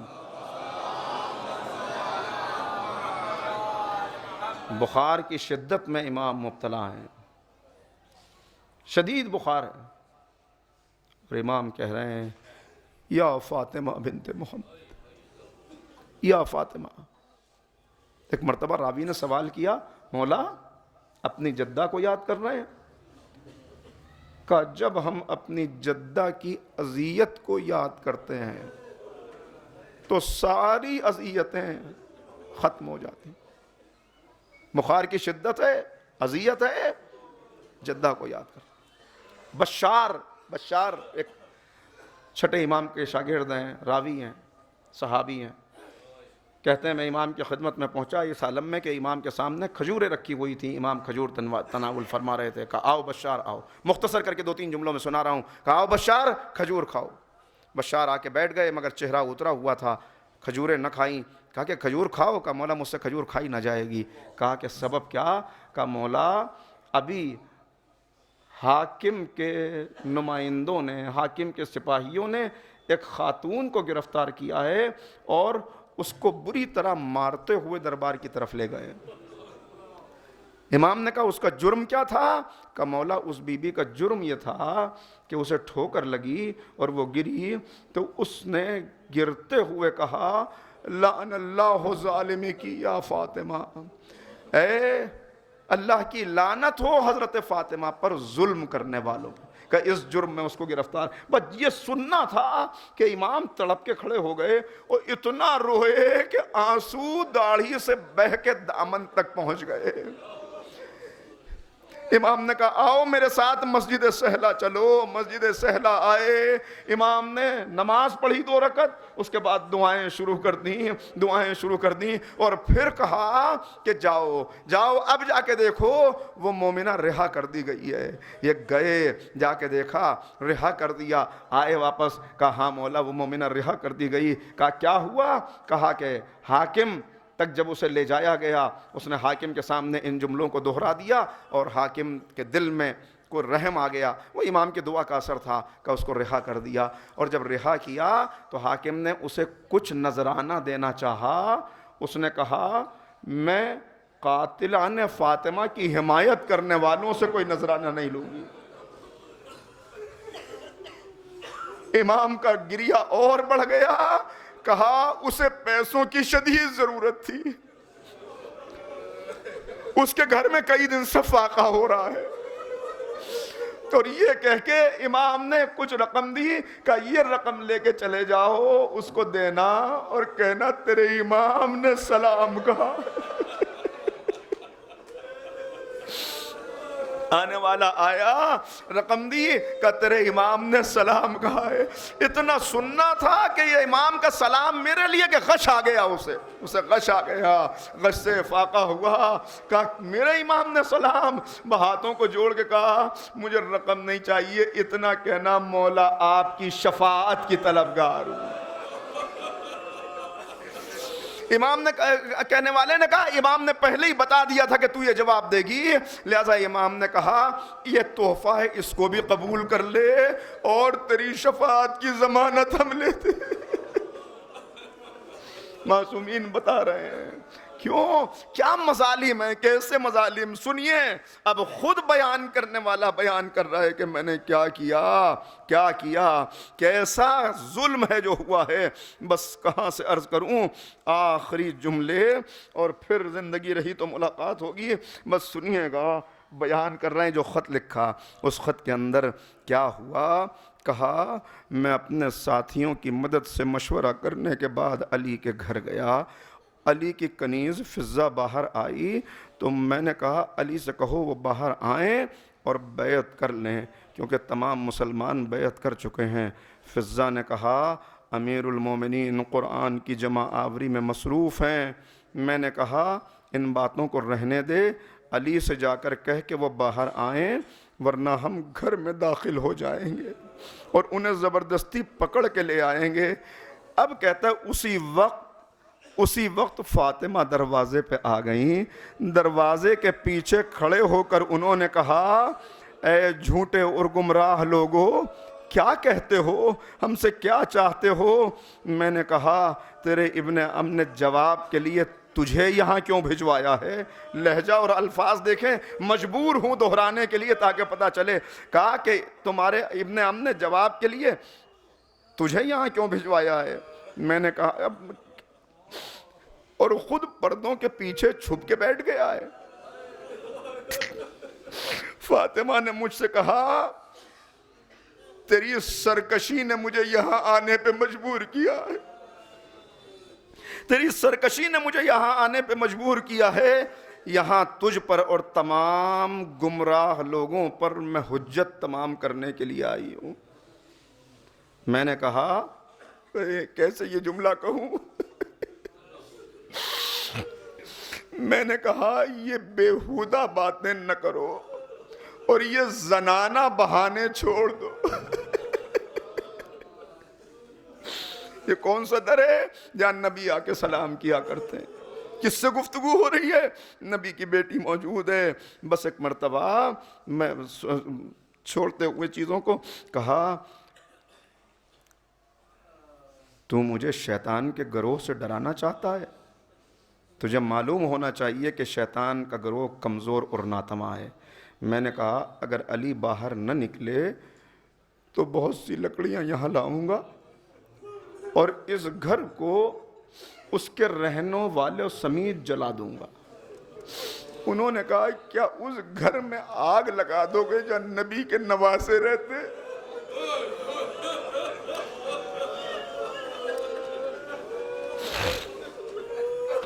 ہاں ارے میں کیسے بیان کروں. پھر اس وقت میں نے قنفس سے کہا کہ تازیانہ لے کے آگے بڑھ اور فاطمہ کو تازیانہ مار. کہ اس نے تازیانہ مارا.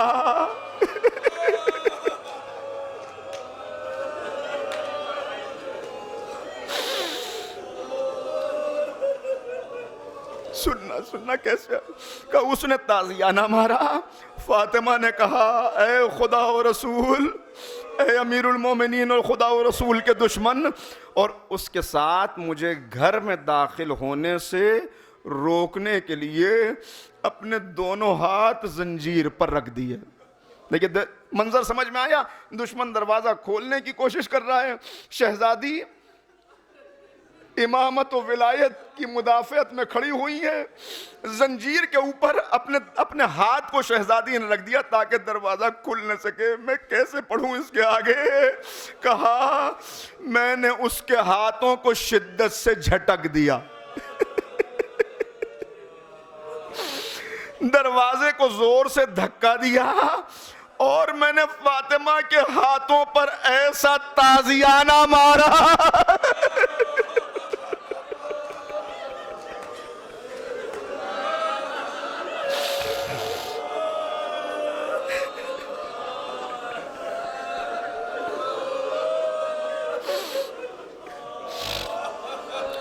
تازیانے کی اذیت سے آہوزاری کرتے ہوئے فاطمہ نے اتنے دردناک بین کیے کہ میرا دل نرم ہونے لگا.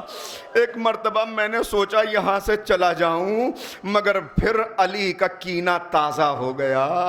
یہ سوچ کر, اب سنیے, یہ سوچ کر میں نے دروازے کو زور سے ٹھوکر ماری, دروازے کو زور سے ٹھوکر ماری, مگر دروازہ اتنی مضبوطی سے بنت رسول نے پکڑا تھا کہ دروازہ اب بھی نہ کھلا.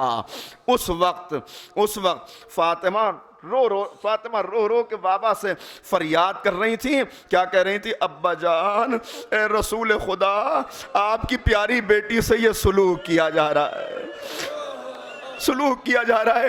کہا اب جو میں نے ایک ٹھوکر ماری دروازہ کھل گیا, اور اب جو دروازے کو دھکیلا تو فاطمہ کی آواز آئی, اے فضا مجھے سہارا دے, میرا محسن مارا گیا.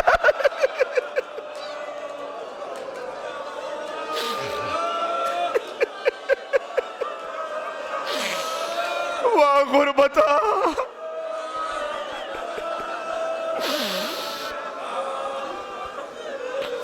میں نے دروازے کو دھکا دیا، میں اندر داخل ہو گیا، مگر اللہ رے دفاع امامت. میں نے کہا نا کہ اگر آج فاطمہ نہ ہوتی، ارے کون آتا، جو بھی آتا قتل کر دیا جاتا. اور بالآخر چونکہ علی وعدہ کر چکے ہیں آج تلوار نہیں اٹھائیں گے، لہذا کوئی آج علی کو بچا نہیں سکتا، آج کوئی نہیں. کہا اس عالم میں، ارے ذرا سوچئے گا کیسا عالم ہوتا ہے، خدا نہ خواستہ کسی خاتون پہ یہ وقت آ جائے.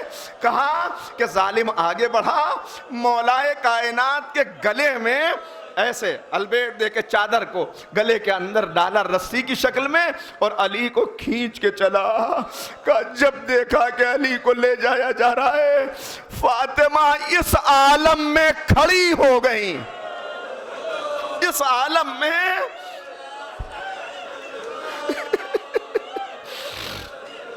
اس عالم میں شہزادی کھڑی ہو گئی. مجھے میرے اور علی کے درمیان آ گئی، مجھے روکنا چاہا، مگر اس وقت مجھے اتنا غصہ تھا، میری آنکھوں پہ پردہ پڑ گیا تھا. اس غصے کی شدت میں اب میں یہ جملہ کیسے پڑھوں؟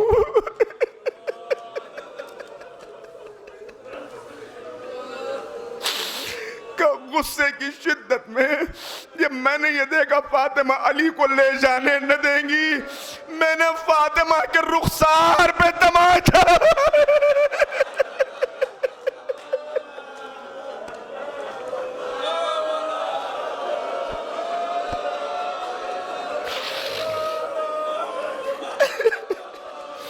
بس میں نے پڑھ لیا. اب ایک جملہ بی بی کا خود کا سنا دوں، بی بی کا جملہ سن لو. بی بی کہتی ہیں کہ آگ کے شعلوں سے میرا چہرہ جھلس رہا تھا، میرا محسن شہید ہو چکا تھا، آگ کے شعلوں سے میرا چہرہ جھلس رہا تھا، میرا دشمن اپنے ہاتھوں سے مجھے زد و کوب کر رہا تھا. اور عجیب فقرہ ہے، عجیب فقرہ. کہا میرے ایسا تماچا لگا کہ گوشوارہ ٹوٹ گئی.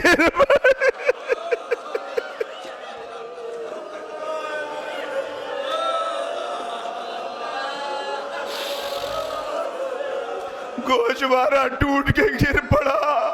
ہاں، پانچویں امام سے کسی نے پوچھا مولا کیا ہوا تھا، امام تڑپ گئے. عجیب جملہ امام نے کہا جب ظالم نے دروازے کو دھکا دیا، فاطمہ اپنا پردہ بچانے کے لیے دیوار کی طرف ہو گئی. کہ دروازہ جل رہا تھا، جلنے کی وجہ سے ایک کیل تھی جو برہنہ ہو گئی تھی.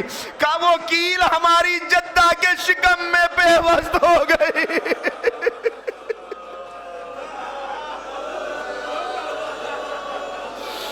آئے سیدہ، آئے بنت رسول، یہ آخری ماتم ہے. اب جو زندہ رہے گا اگلے سال پھر امام زمانہ کو پرسہ دے گا. اے پالنے والے، ہمیں زندگی عنایت کرنا تاکہ اگلے سال پھر حاضر ہو سکیں. اے آقا، ہمیں امام کے ناصروں میں شمار فرمانا تاکہ ان ظالموں سے انتقام لے سکیں. آخری فقرے پڑھ چکا. وقت وہ آیا، کیسا زخم تھا کل میں نے عرض کر دیا. زخم ایسا تھا کہ علی جیسے بہادر کی چیخ نکل گئی. غسل دیا. لیجئے جنازہ تیار ہوا. آخری فقرے، جنازہ تیار ہوا، صحن خانہ میں جنازہ رکھا گیا. ایک مرتبہ علی نے آواز دی، آؤ فاطمہ سے رخصت ہو لو. آگے بڑھنے والے بڑھے، فضہ بڑھی، کنیزیں بڑھی، جناب زینب بڑھی، جناب کلثوم بڑھی. آگے اماں کے تلووں سے اپنے رخساروں کو ملنے لگی.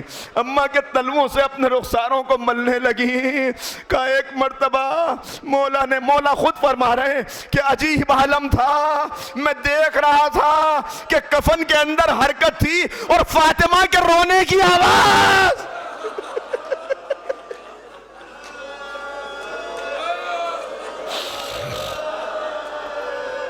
کا ایک مرتبہ دونوں شہزادے، ایک شہزادے کے بارے میں پڑھتے مگر روایت دونوں کے لیے میں نے دیکھی، علماء تشریف فرما ہے.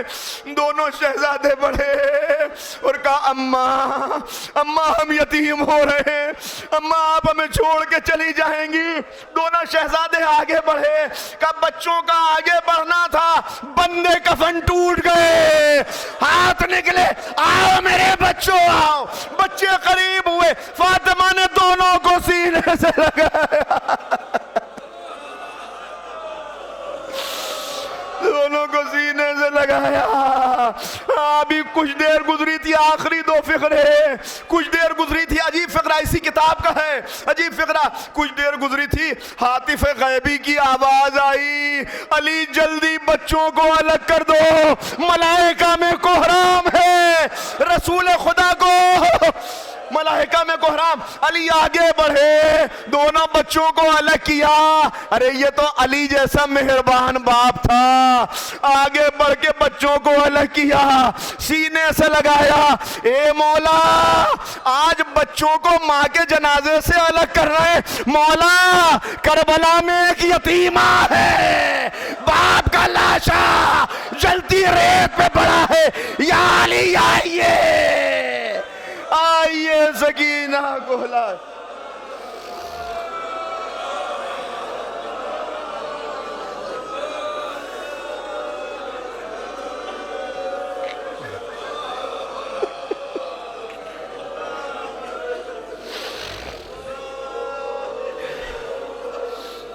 بار الہا ان آوازوں پر رحمت نازل فرما، بار الہا بزرگوں کو قوت و توانائی اور طول عمر عنایت فرما۔ معبود دشمنان اہل بیت اگر ناقابل اصلاح ہیں تو نابود فرما دے۔ بار الہا یوسف زہرا کو اذن ظہور عنایت فرما تاکہ ظالموں کو کیفر کردار تک پہنچایا جا سکے۔ ہمیں امام کے ناصروں میں شمار فرما۔ بار الہا اس وبا سے انسانیت کو نجات عنایت فرما۔ جو کاروبار کی الجھنوں میں مومنین ہیں، بہترین کاروبار عنایت فرما دے۔ جو برسر روزگار ہیں ان کی روزی میں برکت عنایت فرما۔ بار الہا تمام حاضرین مجلس کے مرحومین و مرحومات کے درجات کو بلند فرما۔ جو بیمار ہیں انہیں شفاء کاملہ واجلہ عنایت فرما، خصوصاً عرشی بھائی کو شفاء کاملہ عنایت فرما۔ بار الہا جو بچے امتحانوں میں شرکت کر رہے ہیں ان کو کامیابی عنایت فرما۔ معبود ادارہ دعوت حق کے تمام اراکین اور تمام مومنین جنہوں نے ان مجالس کے انعقاد میں دام در میں قدم سخن کوئی طرح حصہ لیا ہو ان کی توفیقات میں اضافہ فرما۔ بار الہا ان کو دنیا و آخرت کی کامیابی عنایت فرما، ان کے مرحومین و مرحومات کے درجات کو بلند فرما۔ بار الہا امام کے ظہور میں تعجیل فرما، ہمیں امام کے انصار و ایوان میں شمار فرما۔ ایک مرتبہ سورہ فاتحہ کی تلاوت فرما کر جناب فاطمہ زہرا سلام اللہ علیہا کو نظر کریں، اور اس کا ثواب کل ارواح مومنین و مومنات بالخصوص جو اس فرش مجلس پر حاضر رہا کرتے تھے اور اس وقت ہمارے درمیان نہیں، اور تمام حاضرین مجلس کے مرحومون میں بسم اللہ الرحمن